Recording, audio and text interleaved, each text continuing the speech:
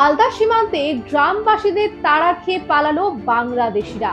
কাটাতারের বেড়া দেওয়া নিয়ে বিএসএফ এর সঙ্গে বচসা বাঁধলে ছুটে আসে গ্রামবাসীরা। পালাতে বাধ্য হয় বিজিবি। এই ছবি 6 জানুয়ারির সকালে মালদার বৈষ্ণবনগর থানার সীমান্ত লাগোয়া সুখদেবপুরে বেশ কিছুটা জায়গায় বেড়া নেই। সেখানে কাঁটাতারের বেড়া দিতে গেলে বিএসএফ কে বাধা দিতে আসে বিজিবি অর্থাৎ বাংলাদেশের সীমান্ত রক্ষী বাহিনী। সেখান থেকে ছুটে আসে গ্রামবাসীরাও। বেড়া দেওয়া নিয়ে বাড়তে থাকে উত্তেজনা।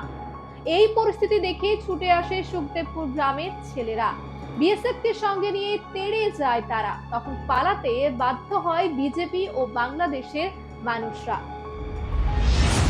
সে দেশে হিন্দুদের উপর অত্যাচারের ঘটনায় ভারত বাংলাদেশ সম্পর্ক এখন তলানিতে।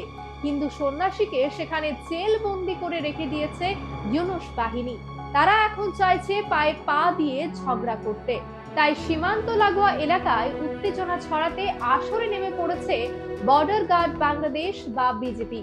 তারই পাল্টা দিতে আসরে নেমেছে ভারতীয় গ্রামবাসীরা। ঠান্ডা মাথায় পরিস্থিতি সামাল দিচ্ছে বিএসএফ।